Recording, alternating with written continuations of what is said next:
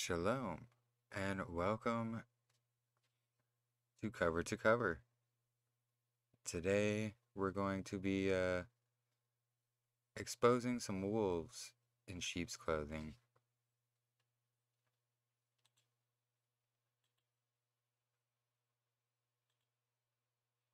So, first, we're going to go over scripture showing we're supposed to expose false teachers, false teachings, manipulators, liars, all of the above.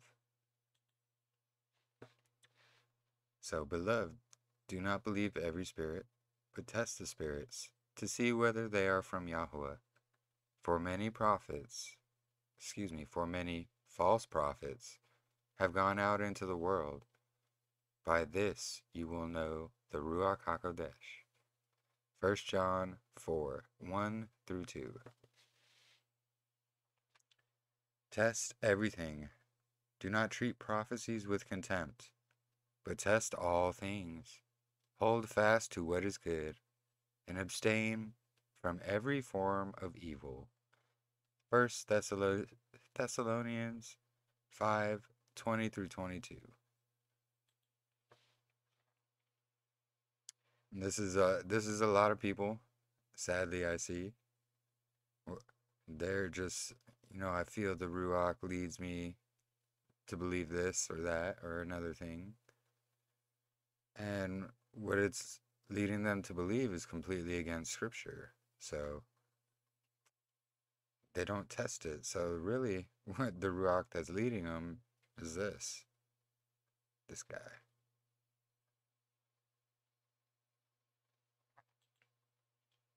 Let no one be found among you who sacrifices his son or daughter in the fire, practices divination or conjury, interprets omens, practices sorcery, casts spells, consults a medium or a spiritist, or inquires of the dead.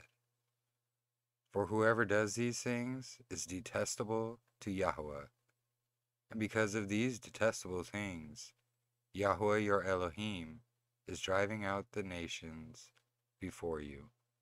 That's Deuteronomy 18, verse 10 through 12. So these are all the things we are required to do per scripture.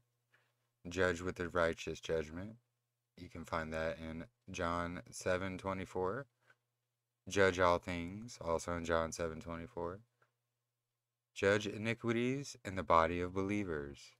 1 Corinthians. Judge matters between brothers. Again in 1 Corinthians. Judge preaching. 1 Corinthians.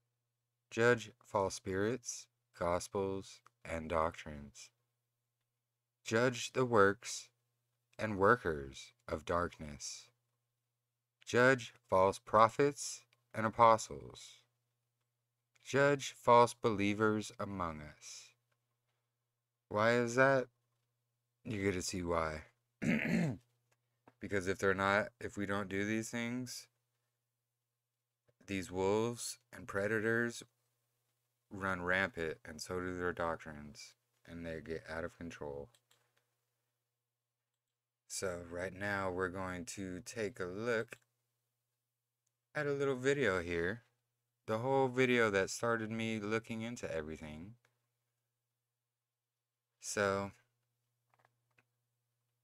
this video right here got me questioning and looking into these two. Kingdom in Context, Sean and Lindsay Griffin, which I have found to be both deceivers and workers of witchcraft. At least the wife is. And I have lots of proof to go over. Let's look at it. And then I'll continue with the story. We'll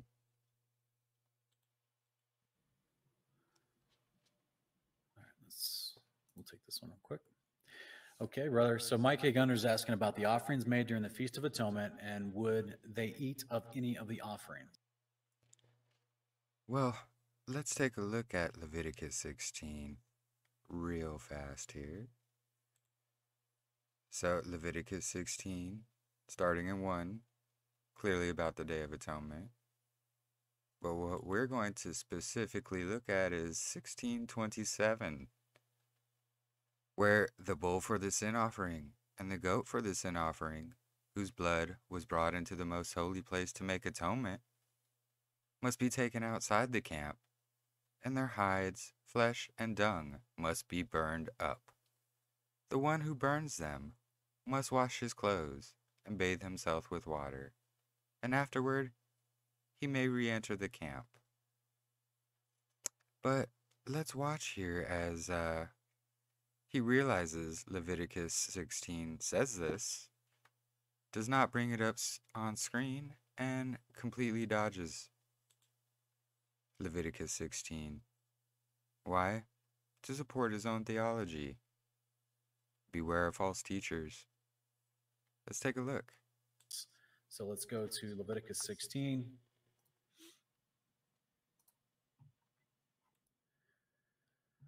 All right. So there's the offer. Well, what we get in Leviticus 16 is, unfortunately, we just get mostly. I'm going to read numbers here in just a minute, but in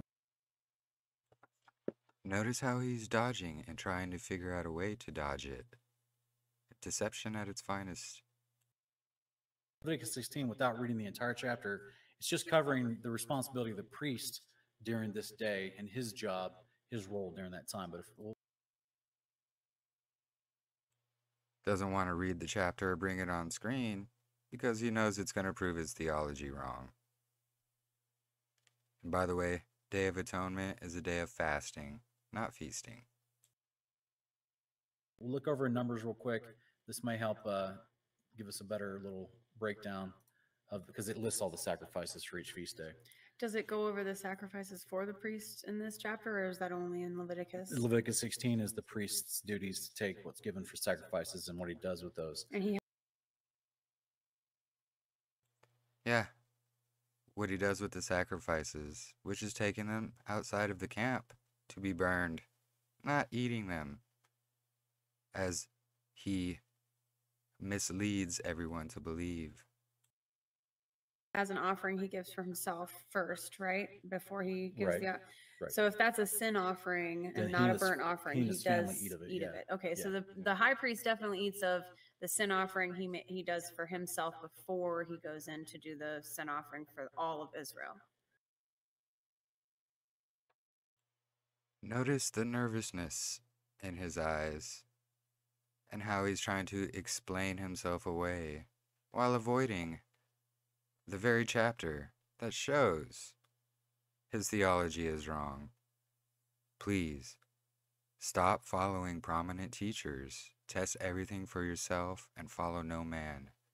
These people will lead people astray, and they are sadly leading many astray.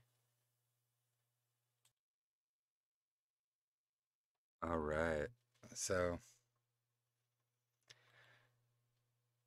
the whole thing can be found on their Q&A Milk and Meat live stream right here.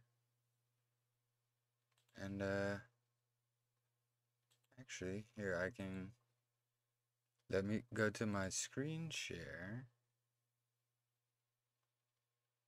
Let's see. So here, as you can see, Kingdom in Context, the Q&A Milk and Meat live stream. This happened, it's the one about a month ago, but so after hearing that live, I went and looked up Leviticus 16 and found exactly what I showed. That the sacrifices, all of them, were to be taken out of the city and burned completely, altogether. So here's my question I asked on this very same video. So Leviticus 16:27 says the sin offering, along with all the other offerings, are to be burned outside of the camp for the Day of Atonement, not eaten. No hate. Everything I have studied points to fasting. And this is talking about the Day of Atonement. And we can't cherry pick verses used for weekly Sabbath to fit our thinking, brother. We all glean from each other. It's just something to think about.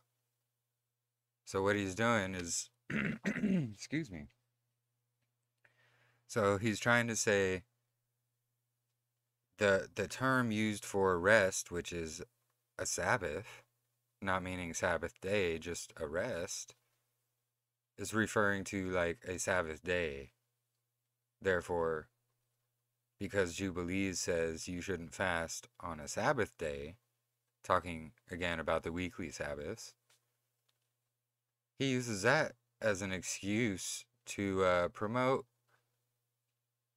feasting on a day of fasting. And literally, Leviticus 16:27, that very verse, destroys his entire theology. And 10 replies, not one of them from Sean. Not a single one from Sean. And actually, I believe one of these sisters actually ended up subscribing to me.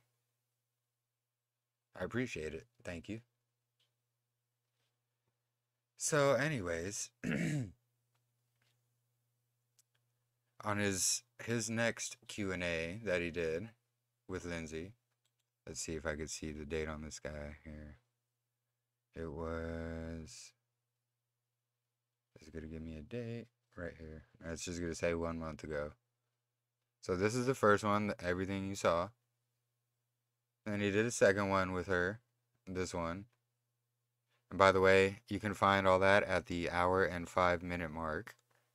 That exact clip that I just played. Pretty much at the same mark, 1 and 5 minutes, they're talking about the Day of Atonement again, here on this one. Again, taking things way out of context, claiming that nowhere in the original scriptures it found we should fast, when literally affliction of your soul is defined as fasting. Anyways, so after that video, I went to him on Facebook, onto his page with Leviticus 16:27, and asked that very same question, the one I commented down here. I worded it a bit differently, but it was basically the same question. I didn't say we can't cherry pick or anything like that on the Facebook one. I literally typed out all of Leviticus 16:27 and say, hey, what do you guys think about this verse here, when it clearly shows the sacrifices are to be taken outside of camp and burned? My post was never allowed on their page. Why? Because it used scripture, and it shows their theology wrong. Oh yeah, and here's where he just jumps to number after bringing up Leviticus. That he realized what it says. He's, no, we'll just go to Numbers, where it doesn't state specifically what the priests do, and I can just keep my bad theology going while fooling and manipulating the crowd. Hence, making him a liar. But I had not called him a liar. I did not. I never once called him a liar. Until now. And then this video. So I was watching here on West Blaze. And it used to be one of my favorite shows to watch every week. I was a Patreon member, the full top tier. I was a moderator. Till one day I came up and said, hey, shalom, and noticed my moderator status was revoked. Nothing was said to me, nothing, no replies from anybody about anything. I never once called him a liar. I am now, but this is before I revealed he is a liar. And I was still searching things out and had no idea. So, after the live stream was over, instead of interrupting his chat, I was being polite and respectful. And I said, hey, Excuse me. Just wondering why my moderator status was revoked. I disagree on a subject and get demoted. I support you on Patreon, and I'm here every show. Not everyone is going to agree on everything. And just because we disagree doesn't mean I hate. I'm just wondering why. Isn't iron supposed to sharpen iron? And then here's the reply I got. I thought you decided that when you called my co-host a liar. If you'd like to discuss this more, you're welcome to message me privately. Oh, you mean like how you messaged me privately? Or failed to do so, I should say? Not one message, not one warning, not one anything, just revoked. As a paying Patreon member, a top tier. So, I said I never called him a liar. And there's a difference between calling someone's theology wrong and calling them a liar. Now, this right here is what really made me start looking into all of them even more. At first, I thought Wes was, maybe being deceived by Sean. Turns out that's not the case. He's literally working with Sean. He's not deceived by him at all. And then my sister Wendy right here, thank you so much. She said, respectfully, brother, I have been in every chat, and I've never seen anyone call Sean a liar. I know there's been disagreements, but iron is supposed to sharpen iron, not bear false witness or lay accusation, which breaks the commandments. Does this mean everyone must agree with y'all, or we get banned or booted? We're supposed to be here learning from each other. Not everyone has all the answers, and we're supposed to be the body helping one another. I pray you understand what I'm trying to say, and y'all bless. Of course, no reply from Wes at all, ever. And I was still banned as a moderator. And wouldn't you have it, this very next video after that? Let's see, this was, so it's this one right here on Matthew Jensen, because they went to, they did all the Rob Skiba tributes after that. But that was on this video right here, where my comment was on, Leviathan and Behemoth. So the very next episode that they did, the actual episode, this one right here, they're talking about how we shouldn't hate or cause division over differences. And we should all come together in love. Right after I was falsely accused and demoted for showing them scripture that proved their theology wrong, that they did not want to admit to, and still do not want to admit to. Not to mention his terrible end times theology, saying we have 150 to 200 years left, and he thinks the first beast of Revelation is Nimrod. And I was wondering why. Why? Why? But the thing is, excuse me, he doesn't lead anything back to Nimrod, or link anything back to Nimrod, as pretty much every single secular religion on our flat plane is Nimrod worship repackaged. Hinduism, all that, everything he speaks about, he'll only take it back to so far. He'll never link it all the way back to Nimrod, and there's a reason for that. Because he used to say Nimrod was the Antichrist, and then he changed it to his theology is now saying Nimrod's the first beast spoken in Revelation. He only uses a couple verses in Revelation to show this, no other word but trash theology of his. And then he goes spreading it to all these other ignorant channels.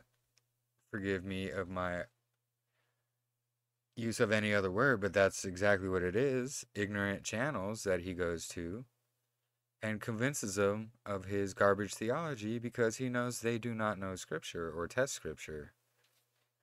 This is why I say, test everything, trust no man, test everything to his word, everything. Anyways, excuse me.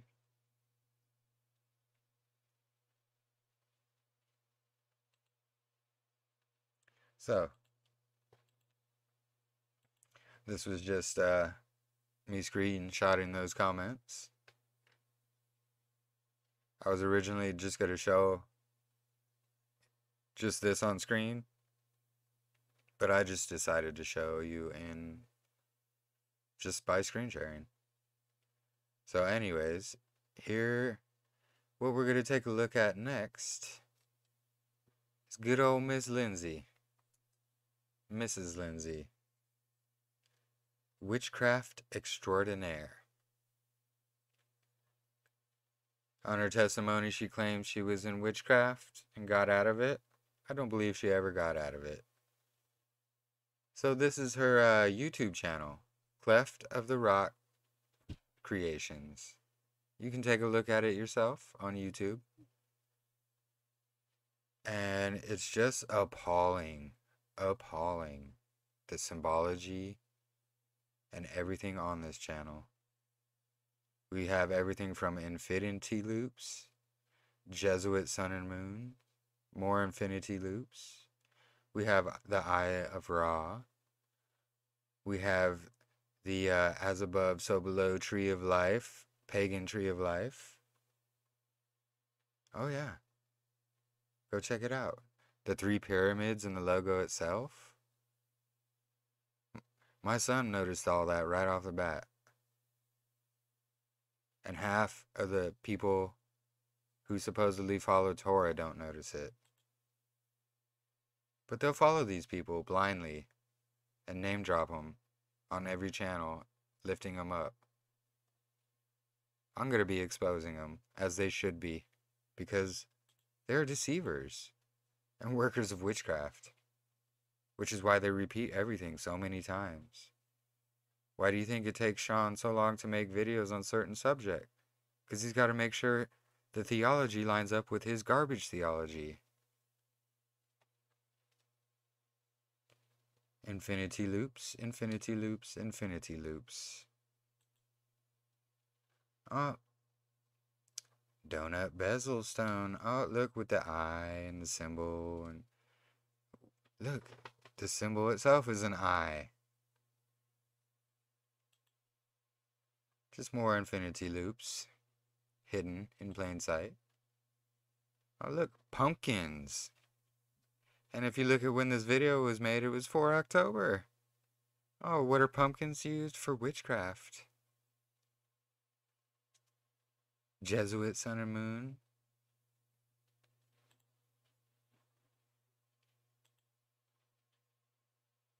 More of the Jesuit sun and moon. So here's her little store page on Facebook. And you can find it. Just look at all the symbolism here. It's stars of Remphan. All-seeing eye. Just so much paganism. Is this the type of jewelry someone following Yah would be making? It's just the symbolism alone hurts my eyes. And then the Eye of Ra, circled of course there. Then you got the teardrops with the pagan tree of life in them. You got, again, more infinity loops and one eye symbolism. Oh look, honeycomb symbolism. And these are people who are supposedly teachers, teaching the Torah community. Anyone who watches their channel and believes what they say are being deceived. I'm sorry. I'm sorry. Oh, look.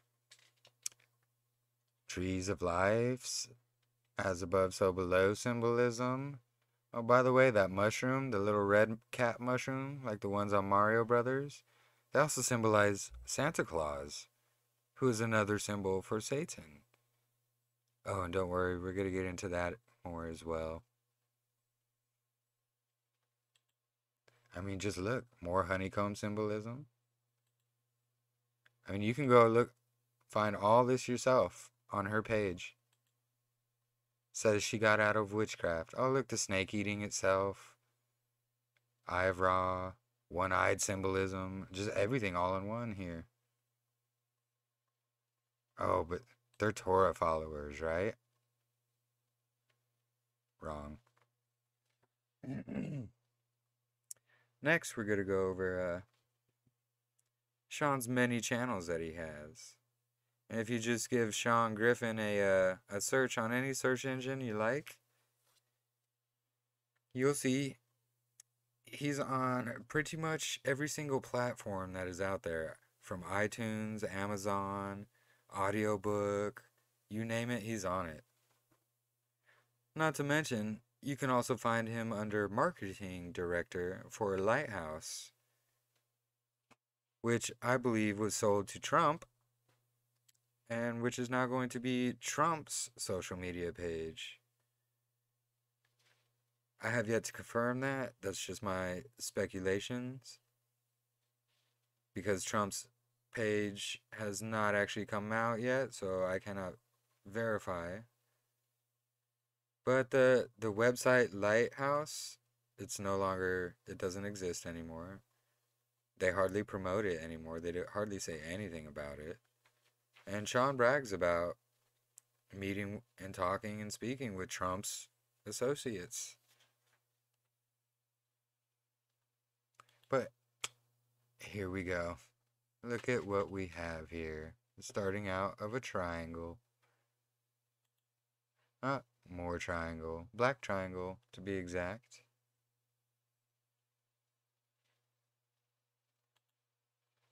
Oh, and then it morphs into the black cube. Black Saturn cube, which is also in the star of Remphan. Black cube worship. Oh, you think it's only on his Kingdom Cast channel? Wrong. It's on his Kingdom in Sean's Context channel as well. His little Rubik's Cube of Saturn. Oh, yeah. Oh, Wes can't be involved.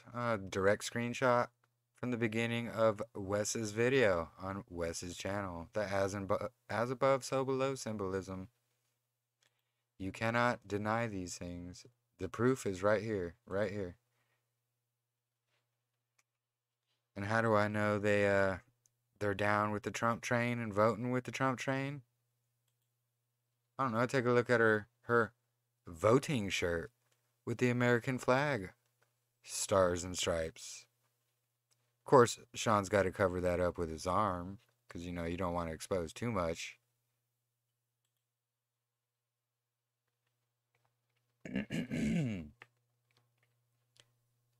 So more on that.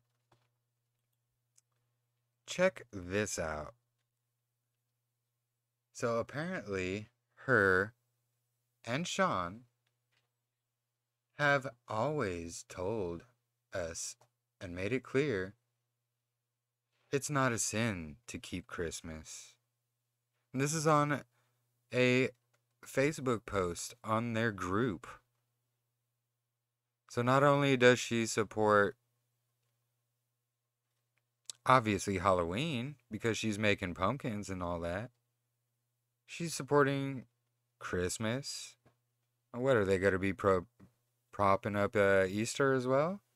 They're just going to promote all these pagan holidays that were made by the Catholic Church that he never points anything back to? Why is that? My belief, I cannot prove 100%. This is my speculation. But they're working for Jesuits. They're being paid by the Jesuits to mislead people away from thinking that the papacy is the first beast of Revelation, because they clearly don't read Daniel 7, where Daniel clearly explains the beast is a nation. The nation is Rome. A reformed Rome, the papacy. Go check out my videos about it. That's why that's why he has all his terrible theology to mislead everybody away from who the true beast is. Because the true beast is who is handling them. 100%. Especially supporting Christmas like this. Take a look. Just pause it, take a look. Even go on Facebook. Here's more to that conversation. She's just making excuses to lie and manipulate and deceive. Oh, it's not a sin. You can celebrate Christmas. It's okay. Oh, why don't you say the Christmas tree is a symbol of Nimrod's penis? Oh, that's not pagan. No, just like all the obelisks and steeples and everything else, symbol of Nimrod's penis. But nah, they won't link it back to that because they're getting paid by him. That's something I cannot prove, but these people are deceptive and they're liars. So if you go read Jeremiah 10, verses 1 through 8 for yourself. Jeremiah was before Rome. It all leads back to Saturn winter festival pagan worship that was founded by none other than Nimrod and Tammuz. But they won't link it back to that. Nope, they don't want you knowing the truth. But they're sure bark and growl at you and ignore you and boot you if you disagree with them.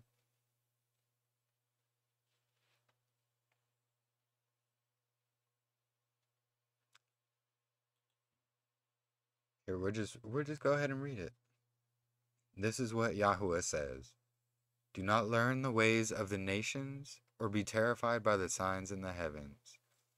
Through the nations themselves are terrified by them. For the customs of the people are worthless. They cut down a tree from the forest. It is shaped with a chisel by the hands of a craftsman. They adorn it with silver and gold, and fasten it with hammer and nails, so that it will not totter. Well, gee, what do you think that is? Oh, but it's okay. It's not a sin to celebrate it. Clearly, Jeremiah says the opposite. Clearly, these people are deceivers. They do not care about anybody's well-being or sound doctrine. The channel should not be called Kingdom in Context. It should be called Kingdom in Sean's Context, because these people are here misleading many astray. Not only that, somehow Sean's getting other people to give him credit for, I guess, taking the place of Rob Skiba. Standing up and taking over for Rob Skiba. And anytime you hear Rob Skiba, all of a sudden Sean's name is mentioned. The thing is, Skiba did not like Sean. Skiba did not want Sean on his show. Skiba never came on Sean's show. Sean was only on Skiba's show one time, and that was to promote Lighthouse. Rob Skiba specifically did not like Sean because of his doctrines. And now all of a sudden, Sean and Wes they're getting invited to private memorials where nobody else that worked with Rob Skiba was present at. Not even his closest partners like Zen Garcia or Juan Carlos, who seriously took over Rob's ministry itself online. But no, the credit goes to Sean. Y'all need to wake up and really test everything and pay attention, because these people are deceivers. And if you didn't watch my last live stream, there is a major deception at play, and it's coming from the top down, and many major ministries are a part of it. These huge prominent ministries like Kingdom in Context, like Jessica Arianas, deceiver at its finest, Austin Whitsitt,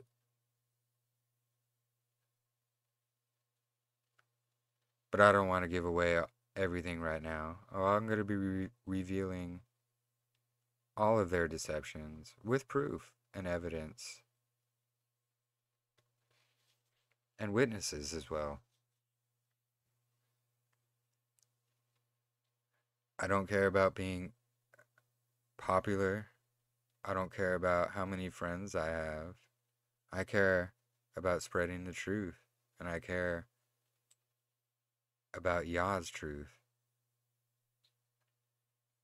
The thing is, the people that these people mislead, their blood's got to be on their hands.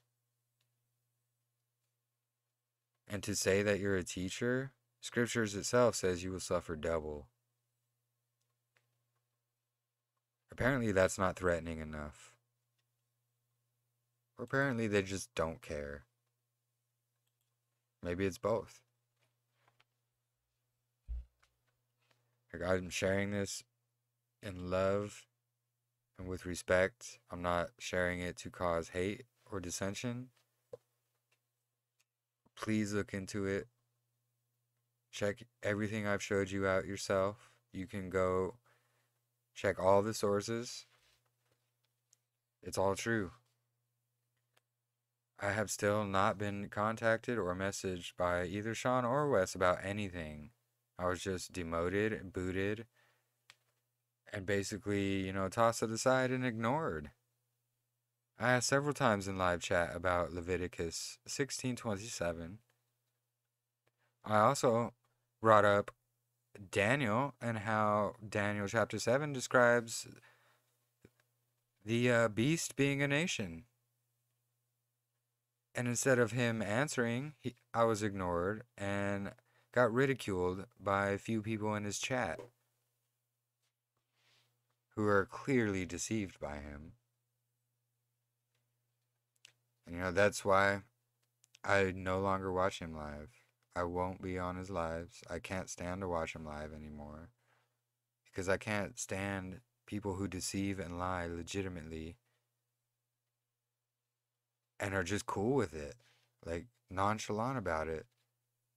And they're okay with lying and deceiving and leading astray, and will not discuss scriptures and ignore anybody who comes with scripture that proves their theology wrong. These people need prayers. They need help. And like I said, I think it's all part of a bigger connection that is all linked. And it's the Torah community has been infiltrated from the top down, and it's by the prominent teachers.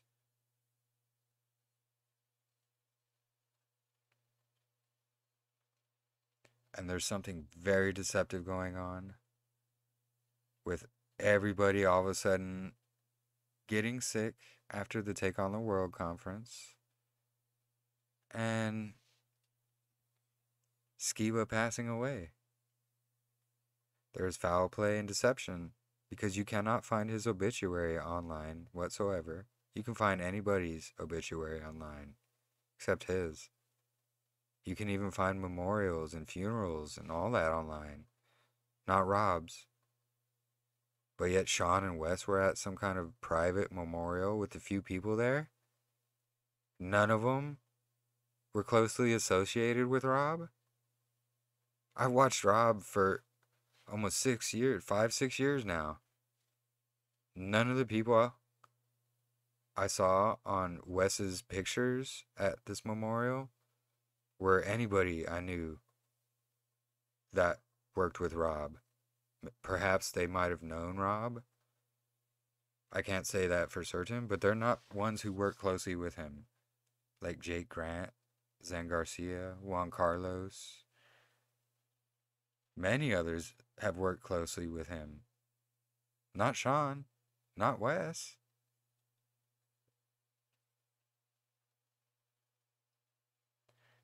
There's something very devious. Please be careful. Follow no man. Test everything to his word. Don't even follow me. I'm just showing you what I have found and my experiences I have had with him. And I am being 100% truthful. There's no reason I would want to deceive or mislead anybody. In fact, the reason I'm made this video, is to show you the deception happening. Because these are things I know and I have personally experienced. So if I were to say nothing, then blood would also be on my hands. And just the nature of how he's being name dropped on every single major platform and lifted up and promoted and put on an idol, like, it's got to stop. He's misleading many. He's disrespectful. He's never admitted to being wrong. He's haughty. He's boastful. Not humble at all. Unwilling to discuss scripture. And clearly deceives and lies to twist scripture to fit his own theology. These are all things that are very bad, and I have shown you this evening with evidence and proof. Next time he does a Q&A, ask him about Leviticus 16:27. I was ignored every single time I asked about it, and even blocked from asking about it on their Facebook page. So if you're unwilling to discuss scripture that proves your theology wrong and unwilling to change your stance to conform to scripture, you are a liar and a deceiver. I'm sorry. And Sean and Lindsay, you are both liars and you're both deceivers. And Lindsay, that attitude you have always had is very, very Yah-like. Not one person I know who actually loves Yah and loves their neighbors goes around snapping and barking at everybody because they say hi. Like, that attitude is disgusting. But people are praising her and, oh, hey, how you doing? Right after she's done barking at somebody. Like, come on. Alright, anyways. I digress. Thank you all for watching. Please, please stop following and building doctrine off these prominent teachers and men. They will lead you astray, as you can clearly see. And I shared this in love, and I hope you understand. And I don't have hate for these people. I pray for them, but we cannot have these kinds rampant running throughout the body, spreading lies when we're supposed to be a body of truth and building each other up.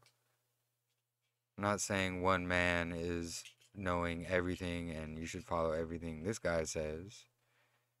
Not to mention he promotes New Agers and atheists on his channel, along with Austin. That's all he does is promote atheism. Austin just literally everything he has talked against, he's doing. Anyways, thank you all for joining me. Thank you all for watching. Please like and share. Feel free to take screenshots, spread this information, because this needs to get out there. There are deceivers in our midst, and it's coming from higher up. I love you all. Do not be deceived, for Satan roams around like a roaring lion, ready to deceive and devour. Have a blessed rest of your day. Have a blessed week. And stay tuned for more. Thank you, thank you, thank you.